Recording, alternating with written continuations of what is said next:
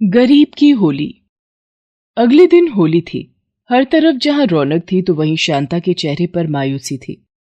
और ऐसा इसलिए क्योंकि उसके पास अपने बेटे अनुज के सवालों के जवाब नहीं थे। सोचा तो ये था उसने कि शालिनी मैडम से कुछ पैसे एडवांस लेकर सब कुछ ठीक हो जाएगा। काम से घर लौटते हुए अनुज के लिए नई पिचकारी और रंग लेकर आएगी। लेकिन ऐसा कुछ नहीं हो सका, क्योंकि शालिनी मैडम तो खुद होली के त्योहार के लिए अपने ससुराल चली गईं, वो भी बिना उसे कुछ दिए। अब शांता को समझ नहीं आ रहा था कि घर जाकर अनुज का सामना कैसे करेगी। सारे पैसे खत्म हो चुके थे। पिचकारी और रंग खरीदने के लिए कुछ भी नहीं उसके पास। लेकिन वो करे भी तो क्या, घर तो जाना ही था। किसी तरह हिम्मत बांधकर घर पहुंची तो अनुज दरवाजे पर ही मिल गया और शांता को देखते ही बोला, माँ, कहाँ है मेरी पिचकारी? मेरी पिचकारी कहाँ है? और रंग रंग तो लेकर आई हो ना? कहाँ है सब कुछ? बताओ ना। वो बेटा अभी तो नहीं लाई, पर पक्का मैं सुबह सब ला दूंगी तेरे लिए। मुझे पता था। अब क्या लाओगी? होली तो कल ही है। अब मैं कैसे खेलूंगा होली? मेरे सारे दोस्त मुझे रंग लगा देंगे और मैं उनका मुंह ही देखता रह जाऊंगा। अनुज रोता हुआ वहां से चला गया और शांता को उस दर्द के साथ अकेला छोड़ गया जिसे वो पिछले कई सालों से झेल रही थी। 2 साल पहले शांता का पति केशव उसे छोड़कर चला गया। गांव की सीधी सादी अनपढ़ शांता केशव को शुरू से ही पसंद नहीं थी। वो तो परिवार का दबाव था इसलिए फेरे हो गए। फिर 1 साल बाद अनुज भी पैदा हो गया। लेकिन केशव ने कभी भी शांता को दिल से नहीं अपनाया और फिर एक दिन उसे छोड़कर ही चला गया। उसे अनुज की भी परवाह नहीं थी। हालांकि शांता ने उम्मीद का दामन नहीं छोड़ा। वो झाड़ू पोछे का काम करके अनुज का और अपना पेट पालने लगी। लेकिन वक्त के साथ हालात खराब ही होते गए और शांता अब अनुज की छोटी छोटी जरूरतें भी पूरी नहीं कर पा रही थी। अरे अनुज, रो क्यों रहा है? क्या हो गया? माँ ने मुझसे झूठ बोला। उसने वादा किया था कि शाम को काम से लौटते हुए मेरे लिए पिचकारी और रंग लेकर आएगी, लेकिन वो नहीं लाई। वो बहुत बुरी है। अच्छा, ये तो गड़बड़ हो गई यार। अपनी टोली में तो सबके पास पिचकारी है, बस तू ही रह गया है। लगता है फिर तू कल हमारे साथ होली नहीं खेल पाएगा। नहीं नहीं, मैं खेलूंगा होली। मैं जरूर खेलूंगा। अनुज ने अब ठान लिया था कि चाहे जो भी हो जाए वो अपनी मां की गरीबी के सामने हार नहीं मानेगा। जब उसे कोई रास्ता नहीं सूझा तो उसने पिचकारी चोरी करने का फैसला कर लिया। उसके घर से थोड़ी ही दूर एक दुकान थी जहां होली के लिए नया नया सामान आया हुआ था। हर तरह के रंग और छोटी बड़ी हर तरह की पिचकारी थी वहां। अनुज उस दुकान में गया और सारी पिचकारियों को बड़े ही ध्यान से देखने लगा। हाँ बोल भाई, कुछ चाहिए भी या ऐसे ही टाइम पास कर रहा है? हाँ चाहिए ना, लेकिन पहले पसंद तो कर लूं। आप तब तक उन अंकल को दे दो उनका सामान। हाँ लेकिन जल्दी कर, दुकान में बहुत भीड़ है। जो लेना है जल्दी ले और जगह खाली कर। इतना कहकर वो दुकानदार दूसरे ग्राहकों को सामान दिखाने लगा। अनुज ने मौका पाकर चुपके से एक पिचकारी उठा ली और फौरन उसे अपने थैले में डाल लिया और दुकान से बाहर जाने लगा। जाते हुए उसने एक रंग का पैकेट भी चुपचाप उठा लिया। उसे ये सब करते हुए किसी ने नहीं देखा और वो बड़े ही आराम से दुकान से बाहर आ गया। और अब तो अनुज की खुशी का ठिकाना नहीं था। अरे वाह, मैं तो फालतू में ही डर रहा था। ये तो कितना आसान था। वाह, ये पिचकारी कितनी बढ़िया है। अब तो मैं खूब मजे से होली खेलूंगा। अनुज खुशी से उछलता कूदता घर पहुंचा। उसके पास पिचकारी और रंग देखकर शांता चौंक गई और उससे बोली, अरे अनुज, ये पिचकारी और ये रंग कहाँ से लाया ये? दुकान से। मेरा मतलब है अपने दोस्त के पापा की दुकान से। उन्होंने मुझ पर तरस खाकर मुझे मुफ्त में दे दी, ये पिचकारी और रंग भी। अनुज, तुझे ये सब नहीं लेना चाहिए था। बहुत गलत किया तूने। हम कोई भिखारी हैं क्या जो तू ये सब मांग कर ले आया? हालत तो भिखारी जैसी है माँ। कल होली है और क्या खास हो रहा है हमारे घर में? मुझे पता है तुमने तो गुजिया भी नहीं बनाई होंगी। वो भी कल मुझे किसी और से मांग कर ही खानी पड़ेंगी। जब बाबा हमारे साथ रहते थे तो हमेशा वो मेरे लिए रंग और पिचकारी पहले ही ला देते थे। जरूर तुम्ही ने कुछ किया होगा जो वो तुम्हारे साथ साथ मुझे भी छोड़कर चले गए। तुम देखना माँ, एक दिन मैं भी चला जाऊंगा। तुम्हारे साथ नहीं रहूंगा मैं। अनुज का एक एक शब्द जैसे शांता के कलेजे को छलनी कर गया था। वो उसे कुछ नहीं कह सकी। बस आंखों में आंसू भरकर उसे जाते हुए देखती रही। सच ही तो कह रहा है अनुज, मैं उसे दे ही क्या पाई हूं। मैं किसी लायक नहीं, इसीलिए ये मुझे छोड़कर चले गए। और अब अनुज भी मेरे साथ नहीं रहना चाहता। अपने ख्यालों में डूबी शांता खुद को कोसी रही थी कि तभी घर का दरवाजा किसी ने बहुत जोर से खटखटाया। शांता ने दरवाजा खोला तो सामने वही दुकानदार खड़ा था जिसकी दुकान से अनुज ने पिचकारी और रंग चुराए थे। कहाँ है तेरा वो चोर बेटा? चोर? नहीं, आपको जरूर कोई गलत फहमी हुई है साहब। वैसे आप हैं कौन और मेरे बच्चे पर ऐसा इल्जाम क्यों लगा रहे हैं? इसलिए क्योंकि मैंने अपनी आंखों से देखा उसे मेरी दुकान से पिचकारी और रंग चुराते हुए। अभी थोड़ी देर पहले ही आया था वो मेरी दुकान पर। थोड़ी देर इधर उधर डोलता रहा, फिर मौका देखकर हाथ साफ कर दिया उसने और बड़ी चालाकी से निकल भी गया। नहीं, वो सब तो वो अपने दोस्त की दुकान से लाए हैं, उसने बताया था मुझे। अच्छा, तो फिर ये क्या है? दुकानदार अपने फोन पर दुकान की सीसीटीवी फुटेज दिखाता है जिसमें अनुज चोरी करते हुए साफ साफ दिखाई दे रहा था। ये सब देखकर शांता के होश उड़ गए। उसने अनुज को कई आवाजें दी लेकिन अनुज सामने नहीं आया। शांता ने हर तरफ ढूंढा लेकिन अनुज कहीं नहीं था और ये देखकर वो दुकानदार और भी गुस्सा हो गया। नहीं छोड़ूंगा, मैं इसे नहीं छोड़ूंगा। विद्दी भर का है और हिम्मत तो देखो इसकी। एक बार हत्थे चढ़ गया ना तो हाथ पैर तोड़ दूंगा इसके, फिर करके दिखाए चोरी। माफ कर दीजिए साहब, मैं जानती हूँ मेरे बेटे ने बहुत गलत किया है, लेकिन इसके लिए कहीं ना कहीं मैं ही जिम्मेदार हूँ। अगर मैं उसे पिचकारी और रंग खरीद कर दे सकती तो वो ये सब नहीं करता। उसकी तरफ से मैं आपसे हाथ जोड़कर माफी मांगती हूँ। मैं झाड़ू पोछे का काम करती हूँ साहब। आप चाहें तो मैं आपकी दुकान में सफाई का काम कर दिया करूंगी, वो भी बिना पैसे लिए। हाँ, ताकि तू भी मौका देखकर हाथ साफ कर ले। मुझे तो लगता है ये सब तूने ही सिखाया होगा अपने बेटे को। सच बता, झाड़ू पोछे के बहाने अब तक कितने घरों को साफ किया है तूने? हैं? साहब, माना मेरे बेटे से गलती हुई है, लेकिन इसका मतलब ये नहीं कि आप जो जी में आएगा वो बोलते जाएंगे और मैं चुपचाप सुनती रहूंगी। भले ही हम गरीब हैं, लेकिन हमारा भी स्वाभिमान है। क्या कहा? स्वाभिमान? तुम जैसे लोगों के मन में सिर्फ लालच होता है, लालच। तभी तो चोरी करने से पहले तेरे बेटे का दिल नहीं कांपा एक बार भी। मुझे तो उसे देखते ही शक हो गया था, लेकिन ये तो मानना पड़ेगा, बड़ा चालाक है तेरा लड़का। बड़ी सफाई से हाथ साफ कर गया। वो तो भला हो कि मेरी दुकान पर सीसीटीवी कैमरा लगा था, वरना मुझे तो कभी पता ही नहीं चलता। देख, बात सीधी सी है, या तो मेरे सामान के पैसे दे मुझे, या फिर मैं तेरे बेटे का ऐसा हश्र करूंगा कि दोबारा कभी चोरी करने की हिम्मत नहीं करेगा वो। नहीं साहब, नहीं साहब, मेरे बेटे को कुछ मत करना। आप चाहे तो मुझे उसके बदले सजा दे दो। पैसे तो नहीं है मेरे पास, अगर होते तो पहले ही अपने बेटे को पिचकारी और रंग लाकर नहीं दे देती। तो फिर ठीक है, यहां बैठकर भगवान से प्रार्थना कर कि गलती से भी तेरा वो चोर बेटा मेरे हत्थे ना चढ़ जाए। नहीं साहब, आप रुकिए यहीं। शांता अंदर कमरे में जाती है और फिर अपने साथ एक मंगलसूत्र लेकर वापस लौटती है। ये लीजिए, इसे रख लीजिए, इससे ज्यादा तो नहीं होगी ना आपकी पिचकारी और रंग की कीमत। शांता ने अपना मंगलसूत्र उस दुकानदार को दे दिया था। वो ज्यादा भारी तो नहीं था, लेकिन फिर भी सोने का एक मोती था उसमें, जिसकी कीमत उस दुकानदार की पिचकारी और रंग से कहीं ज्यादा थी। अरे पर तुम ये मुझे कैसे दे सकती हो? अब ये तो मंगलसूत्र है, लेकिन मेरे लिए ये सिर्फ एक कीमती सामान है जो बुरे वक्त में मेरे काम आने वाला था, और आज से बुरा वक्त शायद मेरे जीवन में कभी नहीं आएगा। आप इसे ले जाइए और फिर कभी मेरे बेटे को या मुझे चोर मत कहना। इतना कहकर शांता अपने हाथ उस दुकानदार के सामने जोड़ लेती है और रोने लगती है। दुकानदार को उसके आंसुओं में सच्चाई नजर आती है, लेकिन फिर भी वो उसका मंगलसूत्र रख लेता है और वहां से चला जाता है। दुकानदार के वहां से जाने के बाद शांता फूट फूट कर रोने लगी। तभी अंदर के कमरे से अनुज निकलकर बाहर आया।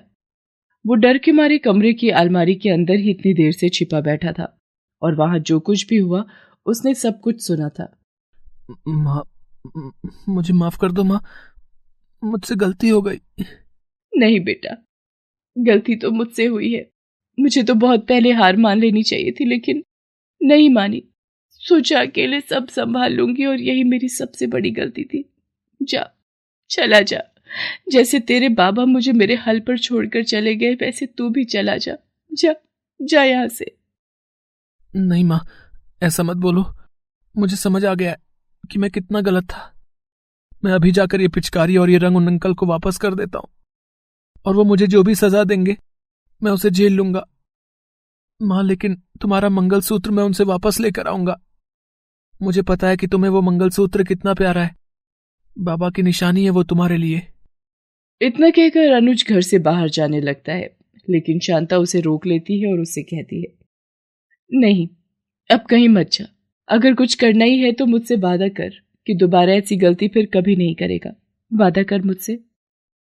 हाँ माँ, मैं वादा करता हूँ, मैं फिर कभी चोरी नहीं करूंगा। तुम्हें छोड़कर जाने की बात भी नहीं करूंगा कभी। इतना कहकर अनुज शांता के गले से लग जाता है। अनुज ने होली पर वो पिचकारी चलाई तो जरूर, लेकिन अपने दिल पर एक बोझ के साथ। अब उसकी सोच और उसका व्यवहार दोनों ही बदल गए थे। अनुज अब शांता का सहारा था, उसका विरोधी नहीं। दूसरी तरफ शांता भी अब खुश थी, क्योंकि अब उसे भी सही मायने में अपने बेटे का साथ मिल गया था, जिसके दम पर वो बड़ी से बड़ी मुसीबत से लड़ सकती थी।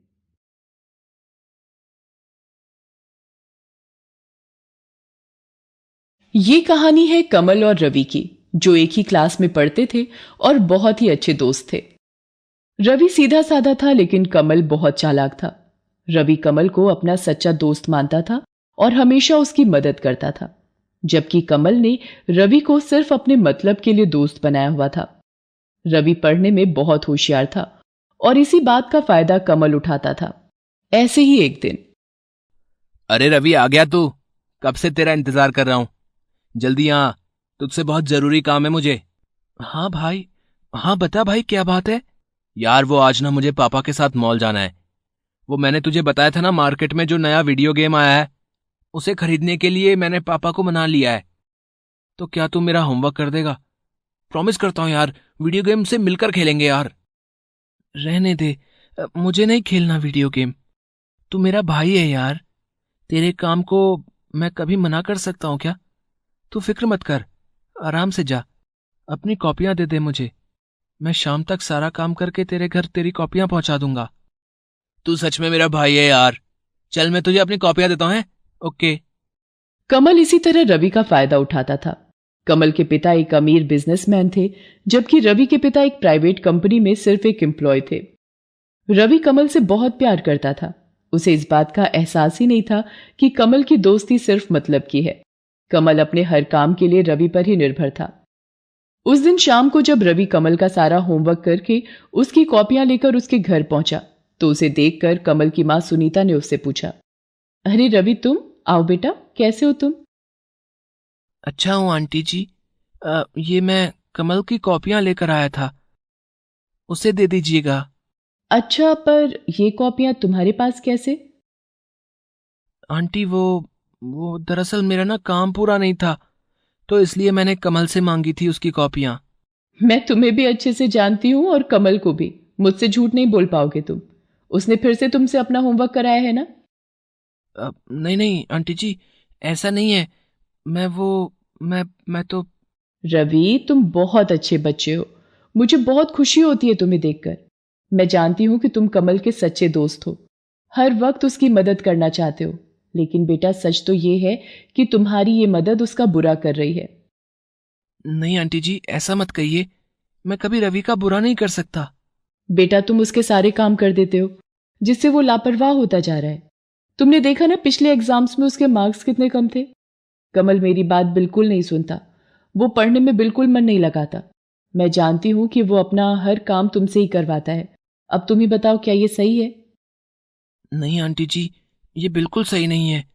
मुझे आपकी बात समझ में आ गई है। अब से मैं कमल का कोई काम नहीं करूंगा और उसे अपने साथ पढ़ने को कहूंगा। इतना कहकर रवि वहां से चला जाता है।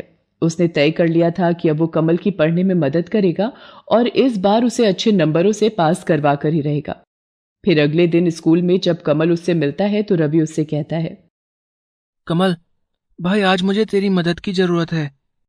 मेरी मम्मी की तबीयत बिल्कुल भी ठीक नहीं है। मुझे आज घर के सारे काम करने हैं। तो आज तू मेरा होमवर्क कर देना, ठीक है? रवि की बात सुनकर कमल के पसीने छूटने लगते हैं। उसने रवि को कोई जवाब नहीं दिया तो रवि ने उससे कहा, क्या हुआ कमल, तू चुप क्यों है? चल अब टाइम वेस्ट मत कर, मेरी कॉपियां ले और सारा काम कर देना, ठीक है? यार मैं कर तो देता यार, पर वो यार पता है आज ना मुझे ना वो फुटबॉल प्रैक्टिस के लिए जाना है यार, फुटबॉल प्रैक्टिस। वो टीम सिलेक्शन होने वाला है ना यार। अच्छा मैं चलता हूँ यार, सॉरी यार। रवि उससे कुछ कहता उससे पहले ही कमल वहां से चला गया। रवि समझ गया था कि कमल उसके सामने बहाना बनाकर गया था, लेकिन फिर भी उसे बुरा नहीं लगता। उसे लगा कि कमल पढ़ने से जी चुरा रहा है, इसलिए उसने होमवर्क करने से मना कर दिया। रवि उसके पीछे जाता है। कुछ ही दूर जाकर कमल को उसके कुछ और दोस्त मिल जाते हैं। वो रुककर उनसे बातें करने लगता है। रवि उससे बात करके उसे पढ़ाई की अहमियत समझाना चाहता था, लेकिन दूसरे दोस्तों के बीच उसे कुछ भी कहना ठीक नहीं लगा। वो साइड में रुककर कमल के अकेले होने का इंतजार करने लगा। कमल नहीं जानता था कि रवि उसके पीछे है। उसके दूसरे दोस्त भी रवि को नहीं देख पाते। वो सभी आपस में बातें कर रहे थे। अरे कमल क्या हो गया, तुझे इतना पसीना क्यों आ रहा है? किससे रेस लगा रहा था तू? अरे और किससे, उसी बेवकूफ रवि से। पता नहीं आज क्या हो गया उसे, मुझसे कह रहा था कि उसका होमवर्क कर दूं। क्या मजाक है यार। कमल की बात सुनकर उसके सारे दोस्त हंसने लगते हैं। कमल की बात सुनकर रवि पीछे हट जाता है और दीवार की आड़ में छिपकर उनकी बातें सुनने लगता है। तभी कमल का दोस्त उससे कहता है, तो फिर क्या बोला तूने रवि को? बोलना क्या था, झूठ बोलकर पीछा छुड़ा लिया मैंने। अच्छा, पर कहीं वो बुरा तो नहीं मान जाएगा? तू कुछ भी बोल कमल, पर सच तो यही है कि रवि की वजह से ही तू पास हो पाता है। तेरा होमवर्क वो करता है, सारे असाइनमेंट भी तू उसी से बनवाता है। मैंने देखा है एग्जाम में भी वो तुझे ही सब बताता है। देख ले भाई, कहीं उसे पता चल गया कि तू सिर्फ अपने मतलब के लिए उसका दोस्त है, तो कहीं ये दोस्ती दुश्मनी में न बदल जाए। अरे तो दुश्मनी होती है तो हो जाए ना, मैं क्या डरता हूं किसी से। और वैसे भी मुझे रवि की मूर्खता पर पूरा भरोसा है। इतने सालों से मैं उसे बेवकूफ बना रहा हूं, आज तक उसने मुझसे कोई सवाल नहीं पूछा। मैं जैसा कहता हूं वो बेवकूफ मान लेता है। उसे कभी मेरी सच्चाई पता नहीं चलेगी और मैं हमेशा उसे ऐसी ही बेवकूफ बनाता रहूंगा। सच तो यह है कि उसकी और मेरी कोई बराबरी नहीं है। कहां मैं और कहां वो, एक नंबर का मूर्ख। इतना कहकर कमल जोर से हंसने लगता है। उसके दोस्त भी रवि का खूब मजाक उड़ाते हैं और पीछे खड़ा रवि ये सब सुन रहा था। उसकी आंखों में आंसू थे। उसे कमल की हकीकत पर भरोसा नहीं हो रहा था। वो वहां से चुपचाप चला गया। उस दिन वो बहुत उदास था। ये देखकर रवि की मां सुमित्रा ने उससे पूछा, अरे रवि, क्या हुआ बेटा? स्कूल जाते वक्त तो तू बहुत खुश था, अब क्या हो गया तुझे? रवि अपनी मां को कमल की सच्चाई बताता है और रोने लगता है। वो रोते हुए अपनी मां से कहता है, मां, कमल को ऐसा नहीं करना चाहिए था। मैंने दोस्त से बढ़कर उसे अपना भाई माना। मां, क्या वाकई में मैं इतना बड़ा मूर्ख हूं कि कोई भी मुझे बेवकूफ बनाकर मेरा फायदा उठा सकता है? नहीं बेटा, ऐसा बिल्कुल भी नहीं है। बस तू भोला है बहुत, दिल का साफ है, इसलिए तुझे किसी की चालाकी समझ नहीं आती। तो भी तो मैं मूर्ख ही हुआ ना मां। कमल और उसके दोस्त भी यही कहकर मुझ पर हंस रहे थे। कोई बात नहीं बेटा, उसने जो किया उसे तो तुम बदल नहीं सकते, लेकिन अब तुम्हें क्या करना है ये तुम्हारे ही हाथ में है। तुम मूर्ख हो या अक्लमंद, ये किसी और को नहीं बल्कि तुम्हें ही तय करना है। सुमित्रा की बात रवि को समझ आ जाती है। वो उसी दिन से कमल के सारे काम करना बंद कर देता है। कमल को यह सब खलने लगता है। वो रवि से बात करने की कई बार कोशिश करता है, लेकिन रवि कोई ना कोई बहाना बनाकर वहां से निकल जाता था। पर एक दिन कमल ने उससे साफ साफ पूछ लिया, क्या बात है दोस्त, नाराज है क्या? नहीं नहीं, सब ठीक है, बस वो एग्जाम आने वाले हैं ना, तो उसी की तैयारियों में लगा हुआ हूं। हाँ यार, मुझे भी तुझसे उसी बारे में बात करनी थी। तूने अपना साइंस प्रोजेक्ट तैयार कर लिया है क्या? नहीं अभी नहीं। वैसे मैं सोच रहा था कि क्यों ना इस बार तू साइंस प्रोजेक्ट बना ले, हम दोनों के लिए। पर मैं कैसे? नहीं भाई, वो एग्जाम आने वाले हैं यार, पढ़ाई करनी है बहुत। और वैसे भी हर बार तू ही तो प्रोजेक्ट बनाता था ना, मेरा भी और अपना भी, तो इस बार भी बना लेना यार। नहीं, इस बार मेरा मन नहीं है। ऐसा करते हैं, साइंस प्रोजेक्ट तू बना ले और मैं अच्छे से पढ़ाई कर लेता हूं, तो फिक्र मत कर, तेरा रोल नंबर तो मेरे बाद ही है ना। एग्जाम में मैं तुझे सब कुछ बता दूंगा। कमल रवि को बहलाने की बहुत कोशिश करता है, लेकिन इस बार उसकी एक नहीं चली। उसे रवि की बात माननी ही पड़ती है। हालांकि उसे इस बात की तसल्ली थी कि अब उसे एग्जाम के लिए बिल्कुल भी पढ़ाई करने की जरूरत नहीं थी। वो रवि के भरोसे रहकर बिल्कुल नहीं पढ़ता और साइंस प्रोजेक्ट बनाने में लग जाता है। वो अपने और रवि दोनों के लिए साइंस प्रोजेक्ट तैयार करता है। कमल और रवि दोनों को उस प्रोजेक्ट के लिए अच्छे मार्क्स मिलते हैं। फिर एग्जाम का दिन आता है, लेकिन रवि कमल से अलग सीट पर बैठा होता है। ये देखकर कमल के होश उड़ जाते हैं। वो रवि से कहता है, अरे रवि, तू यहाँ क्यों बैठा है? मेरे पास क्यों नहीं बैठा? अरे वो मेरी तबीयत ठीक नहीं है, मुझे खिड़की के पास बैठना है ताकि अच्छे से सारा पेपर कर सकूं। मैंने सर को बता दी है ये बात, उन्होंने मुझे परमिशन दे दी है। लेकिन भाई, मैं कैसे करूंगा पेपर? कमल रवि से ज्यादा कुछ कह पाता उससे पहले ही टीचर सभी बच्चों को एग्जाम पेपर बांटने लगते हैं। कमल को ना चाहते हुए भी अपनी सीट पर जाकर बैठना पड़ता है। उसे पेपर में कुछ भी नहीं आता था। वो तो पूरी तरह से रवि के भरोसे था। उसे समझने में देर नहीं लगी कि रवि ने यह सब जानबूझकर किया है। एग्जाम खत्म होने के बाद कमल रवि के पास जाता है और गुस्से में उससे कहता है, रवि, तूने मुझसे साइंस प्रोजेक्ट बनवा लिया अपना और एग्जाम में मुझसे दूर जाकर बैठ गया। तूने तो मेरी मदद करने का वादा किया था ना। तू तो बड़ा धोखेबाज निकला। क्यों किया तूने मेरे साथ ऐसा? क्योंकि तू मेरे साथ यही करता आ रहा है। तेरा सच्चा दोस्त था मैं ना, जिसकी कदर तूने नहीं की। अब तो ये जान ले कि अब से ना तो मैं मूर्ख हूं और ना ही तेरा दोस्त। इतना कहकर रवि वहां से चला जाता है। कमल के पास पछताने के सिवाय कोई चारा नहीं था। उसने ना सिर्फ रवि जैसा अच्छा दोस्त खोया था, बल्कि अब वो खुद की नजरों में भी गिर गया था। जिसे वो अपना मूर्ख दोस्त समझता रहा, वो तो एक अक्लमंद दुश्मन निकला, जिसने उसका किया उसे लौटाकर उससे अपना बदला ले लिया था।